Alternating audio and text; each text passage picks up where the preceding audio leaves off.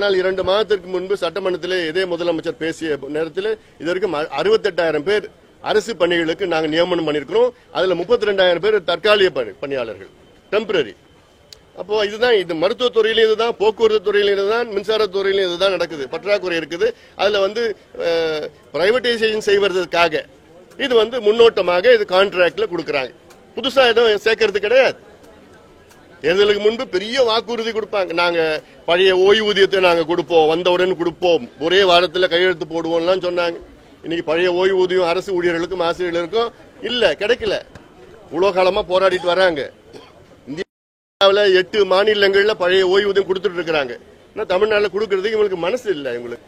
அதனால இது போன்ற பல நிர்வாக பிரச்சனைகள், சிக்கல்கள்லாம் இருக்கு. அது முதலமைச்சர் கவனம் செலுத்துவதா எனக்கு ஒன்றும் தெரியல.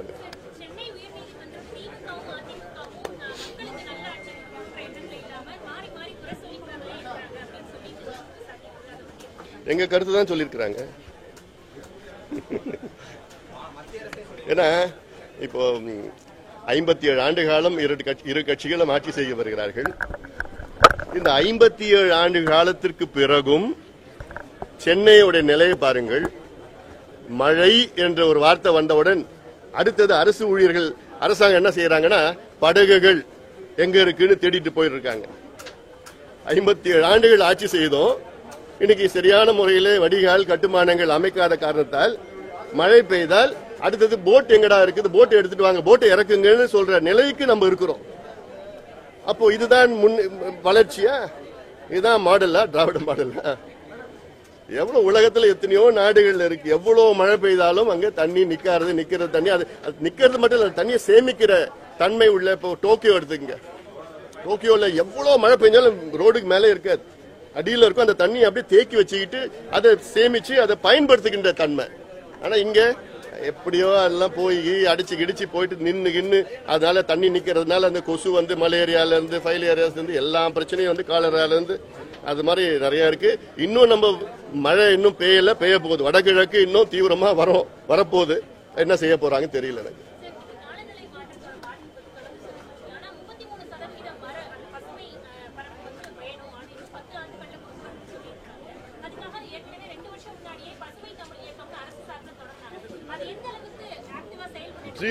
ஜீரோ.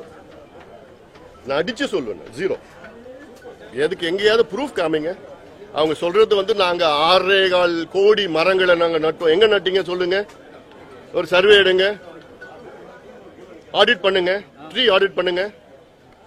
எங்கேயும் இல்ல, சும்மா கணக்குக்குன்னு பேருக்குன்னு சொல்லிட்டு பண்ணிட்டு இருக்காங்க. இவங்க 10 வருஷத்துல இன்னும் 33 விழுக்காடு பசுமை நிரப்புவாங்களாமா.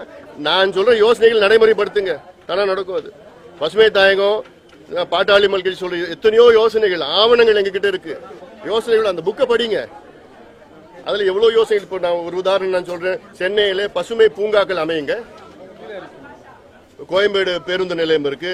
அதுல 65 ஏக்கர் நம்ம எல்லா திரட்டினா 65 ஏக்கர் கிடைக்கும். 65 ஏக்கர்லயும் பசுமை பூங்கா, கிரீன் பார்க் தொடங்குங்கன்னு நான் போராட்டம் பண்ணேன், கையெழுத்து இயக்கம் பண்ணேன், ஆர்ப்பாட்டம் பண்ணேன், கடிதம் எழுதினேன், எல்லாருக்கும் பண்ணிருக்கிறேன். நான் என்ன பிரச்சனை உங்களுக்கு? அங்க ஏதோ ஒரு மால் கொண்டு வரணும்னு. யார் மால் கேட்கறா? மால் கட்டுறவன் அவன் இடத்த வாங்கி கட்டிட்டு போறது. அவன் பெரிய கோடீஸ்வரனா இருக்கிறான். அவன் அந்த பணத்தை வச்சுட்டு அவன் வாங்கிட்டு கட்டிட்டு போங்க. அரசு ஏன் கொடுக்கணும் அவனுக்கு மால் கட்டுறதுக்கு? இது பப்ளிக் இடம், பப்ளிக் யூஸ் பண்ணணும். அப்படி இல்ல, இடம் இல்ல. இங்க பூங்காக்களே இல்லையே. சென்னையில பெரிய பூங்கா 15 ஏக்கர்ல இருக்கு. டெல்லியில பெரிய பூங்கா 800 ஏக்கர்ல கட்டுறாங்க. 250 ஏக்கர்ல மேகர்வழி பூங்கா, லோதி பூங்கா இருக்குது. பெங்களூர்ல சிம்ஸ் பார்க், கப்பன் பார்க் இருக்கு. ஹைட் பார்க் லண்டன்ல, நியூயார்க்ல சென்ட்ரல் பார்க், எல்லாம் பெரிய பெரிய நகரங்கள்ல பெரிய பூங்காக்கள், ஒண்ணுமல்ல பல வகையான பூங்காக்கள் இருக்கு. சென்னையில மக்கள் போறதுக்கு, தங்கறதுக்கு, நடக்கிறதுக்கு பயிற்சி, உடல் பயிற்சி எல்லாம் எதுவுமே இல்ல. கிரீன் ஸ்பேஸ் இல்லையே. நீங்க சென்னையில ஆரம்பிங்க. அது உங்களால பண்ண முடியல. நீங்க அடுத்த 10 ஆண்டுகள்ல 33 விழுக்காடு. என்ன நீங்க பண்ணீங்கன்னு சொல்லுங்க. இல்ல என்ன கூப்பிடுங்க, அழைங்க, நான் சொல்றேன் என்ன நான் செய்யணும்னு சொல்லுங்க. எங்ககிட்ட ஆலோசனை கேளுங்க. இப்ப அதாவது நம்ம வரி பணத்துல திமுக அரசு அந்த அட்வைசர்ஸ் நியமனம் பண்ணிருக்கிறாங்க.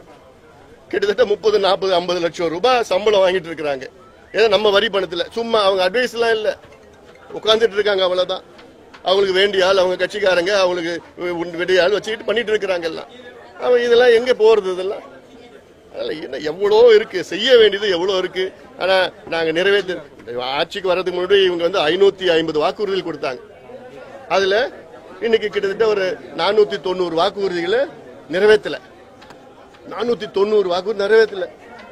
அப்ப எப்ப பண்ண போறீங்க கேட்டா, இன்னும் எங்களுக்கு 1.5 வருஷம் இருக்குது, இன்னும் 1.5 வருஷம் இருக்குது. எப்ப பண்ண போறீங்க? இதுதான் அவங்களுடைய வாதம். நாங்க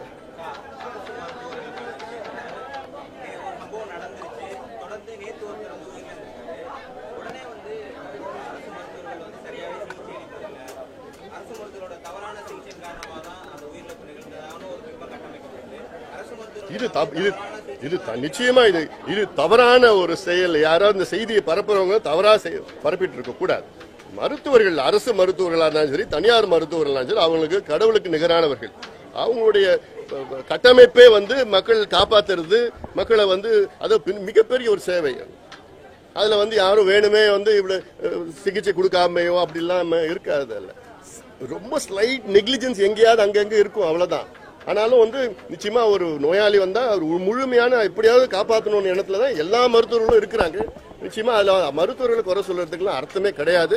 அது வந்து அவங்க சொல்லுவாங்க, அங்க இறந்த அவங்களுடைய உறவினர்கள் அவங்களுக்கு ஒரு ஆதங்கம் இருக்கும், வலி இருக்கும். நிச்சயமா அந்த வலியும் நியாயமான வலி தான்.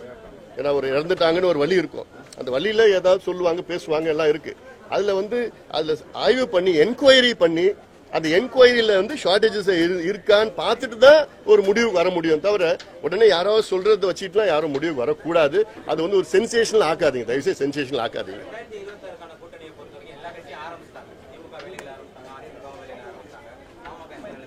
2026 கூட்டணி ஆட்சி இருக்கும். அந்த கூட்டணியில் பாமக இருக்கும்.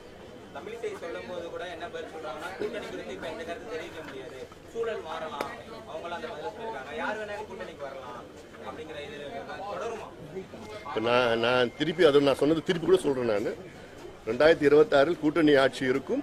அந்த கூட்டணியில் பாமக இருக்கும். நீங்க மறுபடியும் நீங்க சொன்னத மறுபடியும் இதே தான் சொல்ல போறேன் நான். நன்றி நன்றி.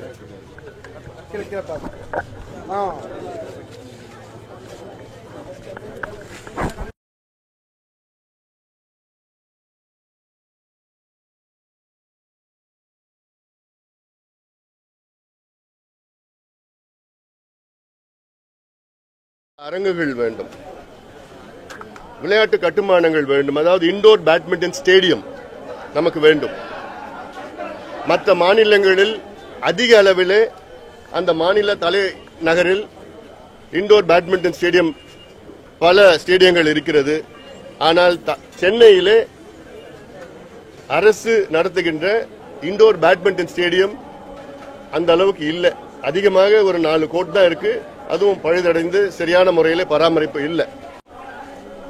அதனால் விளையாட்டுத்துறை அமைச்சர் அவருக்கு என்னுடைய ஒரு வேண்டுகோள்,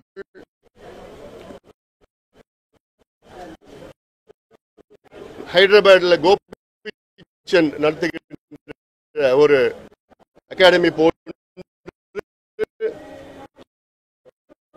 அசாமில் அங்கே ஹிமந்த பிஸ்வ சர்மா முதலமைச்சர் அங்கே கட்டிய மிகப்பெரிய ஒரு அகாடமி போன்று பன்னாட்டு தரத்தில் இன்டர்நேஷனல் ஸ்டாண்டர்டில் சென்னையிலே மிகப்பெரிய அளவில் ஒரு பேட்மிண்டன் டோர்னமெண்ட்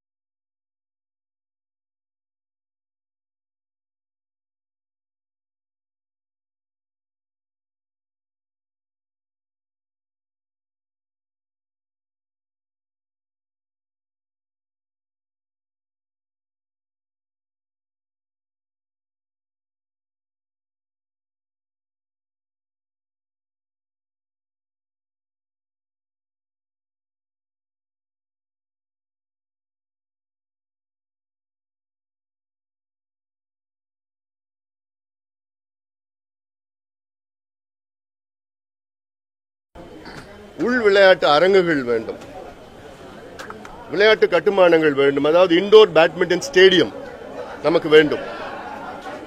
மற்ற மாநிலங்களில் அதிக அளவிலே அந்த மாநில தலைநகரில் இண்டோர் பேட்மிண்டன் ஸ்டேடியம் பல ஸ்டேடியங்கள் இருக்கிறது.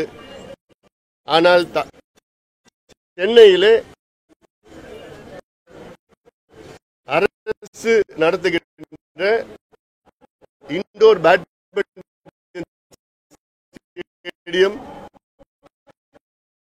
அந்த அளவுக்கு இல்லை. அதிகமாக ஒரு 4 கோடி தான் இருக்கு. அதுவும் பழுதடைந்து சரியான முறையில் பராமரிப்பு இல்லை. அதனால் விளையாட்டுத்துறை அமைச்சர் அவருக்கு என்னுடைய ஒரு வேண்டுகோள்,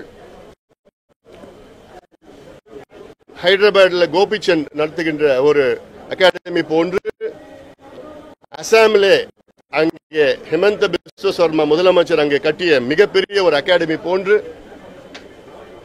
பன்னாட்டு தரத்தில் இன்டர்நேஷனல் ஸ்டாண்டர்டில் சென்னையிலே மிகப்பெரிய அளவிலே ஒரு பேட்மிண்டன் உள் விளையாட்டு அரங்கம் இண்டோர் ஸ்டேடியம் ஒன்று கட்ட வேண்டும். அப்படி கட்டினால் இன்டர்நேஷனல் டோர்னமெண்ட்ஸ் நடத்துவதற்கு எங்களுக்கு உதவும். அது எதுவாக இருக்கும். தமிழ்நாடு பேட்மிண்டன் கழகத்தின் தலைவராகவும் இந்திய பேட்மிண்டன் கழகத்தின் துணை தலைவராகவும் இதை நான் சொல்கின்றேன். ஏன்னா இங்க சென்னையில் பல இன்டர்நேஷனல் டோர்னமெண்ட்ஸ் எங்களால் நடத்த முடியல. காரணம் இடம் இல்லைன்னு. இடம் இருந்ததுன்னா பெரிய டோர்னமெண்ட்லாம் இங்க தமிழ்நாட்டில் நடத்தலாம், சென்னையில் நடத்தலாம். ஏன்னா இப்போ சமீபத்தில் சென்னையில் நாங்கள் ரொம்ப சிரமப்பட்டு தமிழ்நாடு அரசு உதவியுடன் தான் நடத்தணும். National sub junior badminton tournament நடத்தணும். அதுல 20 ஃபைனலிஸ்ட்ல 10 பேர் தமிழ்நாட்டை சார்ந்தவர்கள். 5 ஃபைனல்ஸ்ல 3 ஃபைனல்ஸ் தமிழ்நாடு ஜெயிச்சது. இது மிகப்பெரிய ஒரு சாதனை. ஆனா எங்களுக்கு இன்னும் வசதிகள் ஏற்படுத்தினா மிகப்பெரிய அளவில் எங்களால் உலக அளவில் எங்களால் வெற்றி பெற முடியும். இது அரசுக்கு என்னுடைய வேண்டுகோளாக நான் வைக்கின்றேன். ஏதாவது கேள்விகள் இருக்கா?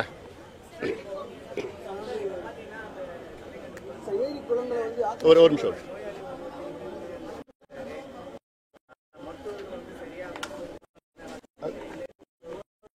அதான்